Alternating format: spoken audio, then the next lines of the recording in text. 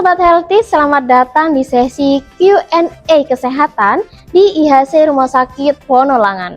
Pada kesempatan kali ini kita ingin membahas topik yang sering terjadi pertanyaan kepada orang tua khususnya, yaitu terkait demam pada anak. Kapan sih orang tua harus khawatir? Nah, bersama saya Diva telah hadir Dr. Amrina Rosyada dari dokter spesialis anak di IHC Rumah Sakit Wonolangan. Sobat Healthies, di sini sudah kedatangan Dr. Amrina. Nah, di sini Dr. Amrina biasanya dipanggil dengan sebutan Dr. Ocha ya, Dok ya. Iya, betul banget. Dia selalu dekat dengan anak-anak ya, Dok ya. Iya, selamat datang, Dokter. Terima kasih sudah diundang ke dokter? acara sore ini ya. Oh iya, siap. Semangat ya, Dokter. Semangat pagi nih ya, meskipun sore ya, Dok ya. Semangat. Betul. Walaupun sore hari ya. Sore hari, betul. Jadi di Dokter. Rumah Sakit Wonolangan ini sangat ini sekali ya, Dokter ya. Untuk jadwalnya, Dokter. Untuk Jadwalnya saya kalau di IHC Selasa, Rabu, Jumat Jamnya, jam Dokter? 14 sampai jam 16. Wah, jadi ini buat teman-teman semuanya Sobat Healthy, jika ingin kontrol ke dokter anak ini, khususnya dokter Ocha, itu bisa di jam tertentu ya. Ya. Baik dokter, ini kita langsung memasuki sesi intinya ya dokter. Oke, ya, yang ditunggu-tunggu boleh. teman-teman ini. Nah dokter, di sini ada beberapa pertanyaan dokter. Dari salah satunya dari netizen ya dokter. Ini bahwasannya ada pertanyaan yang pertama nih dokter. Nah dok, bagaimana sih dok, banyak orang yang menganggap demam itu adalah penyakit dokter. Nah gimana sih dok sebenarnya demam itu apa sih dokter? Mungkin bisa dijelaskan kepada teman-teman dokter. Ya, jadi demam itu sebenarnya merupakan gejala awal dari suatu respon imun. Respon imun itu banyak penyebabnya, bisa dari virus, bakteri, ya, atau jamur bisa jadi juga. Nah, ketika anak demam itu artinya sel imunnya itu sedang teraktivasi untuk menyiapkan anak suatu benteng pertahanan. Jadi sebetulnya tidak perlu ditakutkan. Yang perlu dipahami, demamnya dikontrol supaya tidak berbahaya. Gitu. Ibaratnya nih kita kayak mau nge-upgrade HP ya. Iya. Upgrade HP butuh diinstal ulang gitu ya. Itu agak Pasti lama ya dok panas, ya, masih kan? loading ya. Iya, betul. sama kayak mau upgrade imun, tubuhnya demam dulu. Dan itu bukan hal yang perlu ditakutkan selama terkontrol. Kayak gitu. Itu yang dimaksud dengan demam gitu dokter. Ya, biasanya demam itu kita katakan kalau suhunya di atas 38. Gitu. Itu baru perlu penanganan khusus atau obat jika perlu sesuai dengan berat badan anaknya. Sesuai dengan ininya ya dokter ya. Dan lebih prepare-nya lagi harus diperiksakan ya dok, segera diperiksakan ya dokter. Ya, kalau sudah di atas 38 itu biasanya suhunya cukup tinggi, jadi bisa jadi agak mengganggu aktivitasnya, termasuk makannya, minumnya, anaknya lebih lemas. Nah itu baru kita perlu periksakan untuk bisa dapat terapi terkait demamnya. Terkait demamnya, ya, baik dokter. Wah sangat jelas sekali ya terkait demam itu seperti apa teman-teman. Nah dokter, untuk selanjutnya nih dokter, ada pertanyaan yang kedua dokter. Nah kalau begitu apakah semua demam ini harus dikhawatirkan dokter? Terutama bagi orang tua mungkin dokter. Ya, jadi demam itu kan kita udah inget nih merupakan proses yang wajar ya. Tetap ada tanda bahayanya. Apa aja sih tanda bahayanya? Nomor 1, demamnya bandel. Jadi udah dikompres terus, udah dikasih minum kok nggak turun-turun. Itu artinya perlu intervensi medis. Yang kedua, sudah mengganggu anaknya. Misalnya makan minumnya dia nggak mau, atau dia jadi lemes nggak bisa main, atau dia jadi tidak aktif gitu. Nah itu sudah tanda bahaya. Tapi kalau misalnya dia demam tapi anaknya masih minum mau, makan mau, diberikan obat respon, itu sebetulnya kita cukup observasi dulu di rumah. Oh ya, baik dokter. Itu terkait apa tadi dokter? Ya, bahwasannya demam itu sebuah penyakit ya dokter ya. Baik dokter. Nah dokter, untuk selanjutnya di poin ketiga ada pertanyaan lagi dokter dari netizen nih ya dokter ya. Sangat antusias sekali netizennya dokter. Nah baik dokter, untuk pertanyaan ketiga yang paling sering ditanyakan nih dokter, kapan orang tua harus membawa anak-anak ke dokter anak? Jadi sebenarnya kaitannya mirip-mirip dengan jawaban sebelumnya dokter. Ya, atasi tanda bahayanya dan awasi. Jadi paling nomor 1, demamnya bandel tadi tuh biasanya di atas 38. Kalau di bawah 38 itu anaknya masih cenderung mau makan minum dan aktif. Gitu. Tapi kalau di atas 38 itu dia udah mulai mengganggu. Yang kedua, disertai dengan perubahan nafsu makan dan dia juga lemes. Kalau udah nafsu makannya kurang, lemes, itu pasti dia kemungkinan besar dehidrasi. Jadi yang bahaya adalah dehidrasinya. Betul.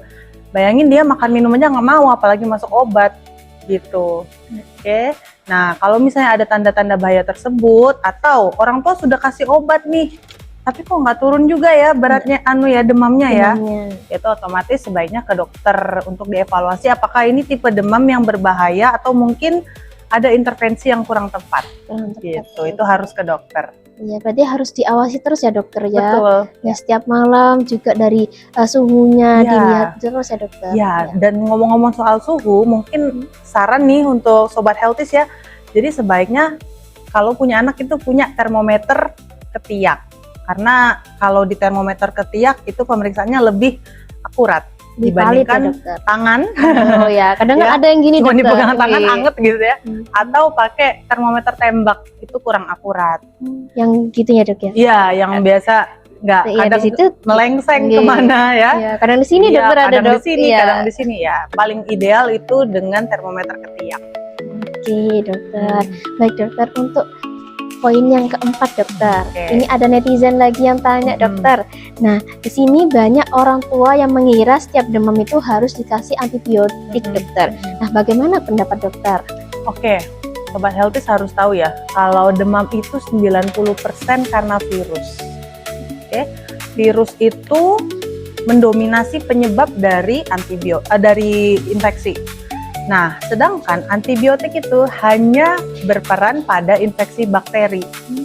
Jadi, artinya dari 100% kasus demam, hanya 10% yang butuh antibiotik. Oke, umumnya kalau virus itu dia akan membaik sendiri. Demamnya cenderung tinggi, cepat, tapi dia akan membaik sendiri dalam 7-10 hari tanpa obat. Kalau anaknya bagus imunnya. Tapi kalau infeksi karena bakteri, maka dia butuh bantuan antibiotik. Ciri khasnya apa? Makin lama makin berat sakitnya. Itu ciri khas dari infeksi bakteri. Tapi kalau virus, dia suhunya itu di awal tinggi, 1-3 hari, terus dia menurun sisa sakitnya. Nah, itu biasanya penyebabnya virus. Tapi kalau bakteri makin lama makin berat. Iya, jadi hati-hati ya, jangan sampai menggunakan antibiotik sembarangan karena bisa menyebabkan resistensi antibiotik. Nah, itu panjang tuh nanti bahasannya. Oh, panjang lagi dokter ya. Berarti harus sesuai dengan anjuran dokter nih. Betul. Kalau sampai resisten, nanti anaknya mau dikasih antibiotik apapun nggak ngaruh karena sudah resisten.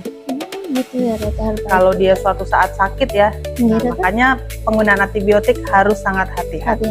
Kadang kan ada dokter di luaran sana, kadang orang tua, oh ini obatnya yang kemarin kata dokter, ya udah beli lagi gitu dokter. Betul. Nah, itu kan nggak tahu gejalanya apa lagi kan beda lagi dokter. Itu sangat umum ya, saya temukan ya. Tapi kalau Sobat Healthies sudah lihat video ini, artinya Sobat Healthies sudah periksa dulu, update ilmunya. Iya betul. Khususnya kepada orang tua ya dokter ya. Betul. Monggo bunda-bunda nanti bisa didiskusikan dengan dokter Ocha ini. Nah, baik, untuk pertanyaan selanjutnya dokter. Nah, apa yang dilakukan orang tua di saat di rumah itu anak sedang demam dokter? Mungkin dari gejala awal apa yang harus dilakukan orang tua untuk mengatasi tersebut dokter? Pripun dokter? Kalau saya pribadi ya, obat demam itu step terakhir. Saya selalu bilang sama orang tua, kalau anak demam itu terapi utamanya adalah cairan. Setiap kenaikan 1 derajat Celcius suhu, itu kebutuhan cairan anak meningkat 10%. Jadi banyak. Jadi kalau misalnya dia minumnya kurang, otomatis demamnya akan sulit untuk turun. Jadi nomor 1, pastikan kebutuhan cairan cukup. Kasih anaknya minum. Kalau dia nggak suka air putih, boleh air degan, air jus. Nggak apa-apa ya dokter? Nggak apa-apa. Yang penting cairannya tercukupi. Atau makannya dimodifikasi supaya berkuah. Misalnya menu sop, bening, sayur bening ya, menu kuah-kuah soto atau yang lain-lain. Itu akan lebih mudah anak untuk kenalan dan kita dapat bonus cairan. Oh iya. Oke, nomor 1 pastikan kebutuhan cairan. Yang kedua, kita bisa banget bantu turunkan suhu tubuh dengan bantuan kompres hangat. Jadi kompres hangat ya Sobat Healthies ya. Kompres hangat terutama di lipatan ketiak atau paha atau leher karena itu tempatnya pembuluh darah besar. Jadi kalau kita kompres di sana, dia akan mengirimkan sinyal ke otak untuk menurunkan suhu tubuh. Atau kalau anaknya udah lebih gede nih ya, itu boleh direndam air anget. Jadi air anget ya dokter. mandi terus berendam air anget cukup 3-5 menit tuh Sudah turun suhunya. Gitu ya, dokter. Kalau iya sederhana itu. Sederhana itu ya dokter ya. Kalau 1 sudah, 2 sudah, baru 3 obat. Nah obat ini juga nggak boleh sembarangan, harus tahu BB anaknya. Gitu ya dokter. Iya, jadi kadang itu kan kalau kita cuma ngelihat di label obat itu kan range ya, misalnya usia sampai sekian berapa mili gitu ya. Idealnya sih kita sesuaikan dengan berat badan anaknya, karena anak dengan usia yang sama itu berat badannya bisa beda, kebutuhan dosisnya juga tentu berbeda. Wah sangat ini sekali ya dokter ya, teliti banget ya dokter. Jadi ya, kalau saja anak kan memang harus lebih hati-hati ya. Saya kira cuman anak-anak aja tinggal dikasih ini aja sudah. Apalagi gitu. Ngeliat label aja, kalau label aja kan memang kekurangannya kita pakai dosis kira-kira jadinya. Iya, perkiraan aja dokter. Baik dokter. Untuk selanjutnya dokter ada pertanyaan lagi dari netizen, bahwasannya di sini masih banyak yang menggunakan kompres air dingin atau es batu dokter. Nah, apakah itu benar dokter untuk menurunkan demam dokter? Ya, jadi kompres itu yang tepat adalah kompres air hangat. Kenapa ya kompres air hangat? Jadi kalau ada demam, maka yang terganggu adalah pusat suhu di dalam otak. Kalau dikompres dengan air dingin, maka tubuh itu akan berpikir bahwa, oh ternyata suhunya dingin, maka saya harus tinggikan lagi panasnya. Jadi biasanya kalau dia dikompres dingin, itu yang dingin cuma di bagian yang dikompres aja, badannya tetap panas. Tapi kalau misalnya kita kompres hangat, maka kita akan kirim sinyal ke otak, oh suhunya sudah memanas. Nggak perlu terlalu tinggi lagi, kita turunkan suhunya gitu, jadinya suhunya otomatis turun. Walaupun awalnya anaknya kayak demamnya parah tapi ditunggu aja, paling nggak nyampe setengah jam suhunya turun kalau dikompres hangat. Berarti tidak valid ya? Betul, malah berbahaya kalau kompres dingin. Itu hal sepele ya dokter? Itu hal sepele, dan itu masih banyak yang salah ya kayaknya ya di masyarakat. Banyak ibu-ibu biasanya dokter, apalagi yang ditempel. Iya betul dokter. Ini kan nggak ada pembuluh darah besar ya, padahal harusnya kompres itu di lipatan, ya paha atau leher. Gitu dokter. Jadi nggak harus di kepala saja ya dokter ya. Baik dokter, untuk selanjutnya dokter, ini banyak sekali pertanyaan dokter. Untuk pertanyaan selanjutnya, banyak orang tua takut mengalami kejang saat demam. Bagaimana nih dokter? Cara solusi untuk menahan kayak kejang-kejangan, biasanya kan ada tuh orang tua sudah grogi, takut, sudah gopo dokter, terkait anak-anak yang kejang-kejang gitu dokter, efek demam. Jadi kejang demam itu sesuatu yang cukup umum, terutama pada anak yang suhunya di atas 38,5. Umumnya dia tidak berbahaya selama bukan yang kompleks. Jadi kejang demam itu ada 2, simplex sama kompleks. Biasanya usianya rentang 6 bulan sampai 5 tahun. Kalau di luar rentang itu, maka kita harus lebih hati-hati. Biasanya nggak sederhana kejangnya. Kalau kejang yang terjadi, maka apa yang harus dilakukan? Pada saat anak kejang itu listrik otaknya konslet, jadi nggak bisa diapa-apain, mau dikasih obat juga nggak akan nutut gitu. Sehingga yang kita lakukan adalah kita posisikan supaya saat kejang anak tidak dalam kondisi yang berbahaya. Miringkan anaknya ya ke salah satu sisi supaya kalau ada air liur itu tidak nyumbat dan tidak masuk ke dalam paru-paru. Yang kedua, jangan pernah masukkan benda apapun ke dalam mulut, karena itu resiko aspirasi, gigi patah, atau orang yang melakukan pertolongan masukin sendok, masukin jari, bisa patah tangannya, luka, segala macam. Itu hanya akan memperberat situasi aja, nambahin masalah, tapi kejangnya nggak akan stop juga. Tetap ya dok? Ya, yang ketiga, ini yang paling disepelekan ya, itu sebenarnya video. Posisikan, tunggu, dan ada yang video. Karena kejang itu biasanya sebentar, paling 30 detik, 1 menit kalau kejang demam ya. Dia durasinya sangat cepat, sehingga kalau ada video itu akan membantu dokter untuk mendiagnosa kira-kira kejangnya ini berbahaya atau tidak. Walau mungkin orang-orang mikir, aduh dok saya mana kepikiran gitu ya.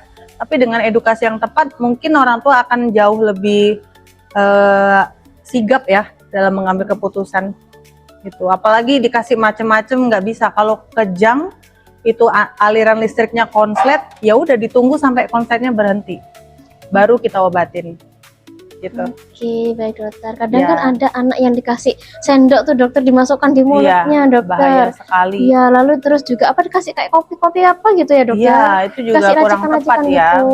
Kurang Oke, tepat. dokter. Apalagi memasukkan benda ke dalam mulut saat kejang, itu resiko tersedaknya tinggi. Sedangnya tinggi. Iya. Baik dokter.